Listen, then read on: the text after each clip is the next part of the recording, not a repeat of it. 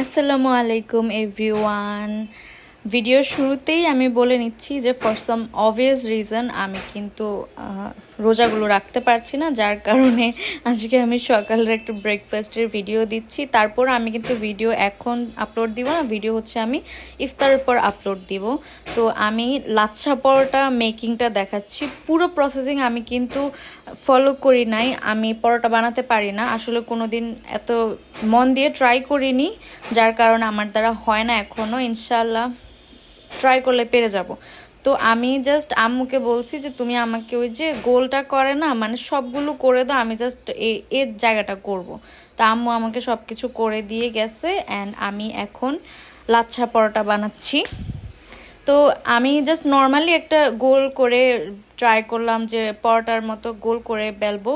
তারপরে হচ্ছে এটাকে এভাবে করে করে ভাঁজ করে করে অনেকক্ষণ আমি প্রেশারাইজ করি এটাকে, কারণ হচ্ছে আমি যেভাবে ভিডিওতে দেখছি যে ওরা এভাবে করাতে ওদের এটা একদম চিকন হয়ে গেছে, বাট আমারটা কেন জানি মোটা মোটা ছিল। তো আমি এরকম প্রেশার দিয়ে দিয়ে টেনে টেনে এটাকে বড় করে নিছি।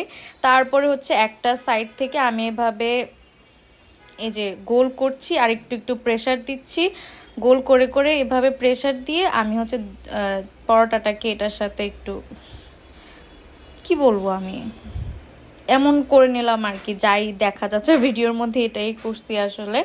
তারপরে হচ্ছে এখানে আমি ভুলে গেলাম যে ভিডিওতে এই পর্যায়ে মানে এভাবেই বেলে ফেলছে নাকি ময়দা এক্সট্রা ময়দা দিয়ে তারপরে বেলা হয়েছিল। তো আমি একটু ময়দা দিয়েই দিলাম, মানে এমন কোনো ডিফারেন্স আসে নাই যে তেলের মধ্যেই শুধু এটাকে বেলতে হবে, ময়লা বলতেছি ময়দা ছাড়া বেললে সমস্যা হবে না এরকম। তাই আমি ময়দা দিয়েই বেলছি, প্যারা নেই।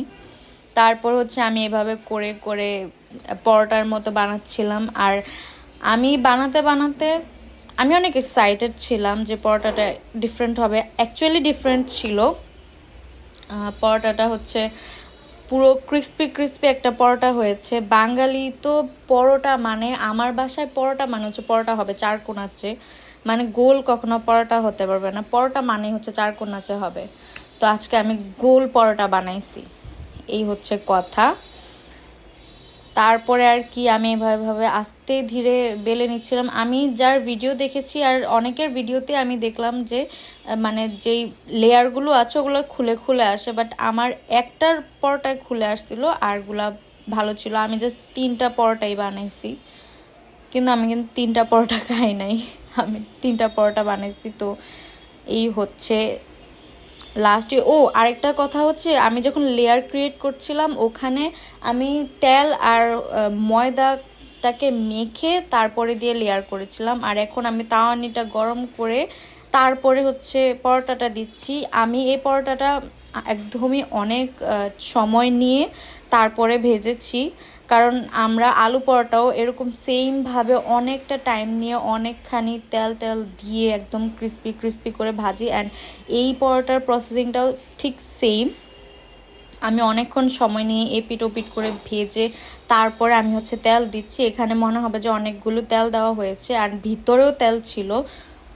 আমি যতদিন হচ্ছে রোজা রাখি নাই, আমি জাস্ট হেলদি ব্রেকফাস্ট করার ট্রাই করেছি, বাট আজকে মনে হলো যে না, এটা যেহেতু দেখছি আমার ট্রাই করতেই হবে। আর কি বলবো, মানে অনেক বেশি মজা হয়েছে, আমার অনেক বেশি ভালো লাগছে যে একটা কিছু বানালে তখন এটা যদি মনের মতো হয় না, তখন কিন্তু অনেক বেশি ভালো লাগে। আর আমি তো এভাবেও এখন রান্না করছি না। তো এই যে এটা হচ্ছে আমার পরোটার ফাইনাল লুক। যদি ক্রিস্পি ক্রিস্পি পরোটা অনেকেই পছন্দ করে চা দিয়ে খেতে, তো এই পরোটাটা একদম পারফেক্ট চা দিয়ে খাওয়ার জন্য।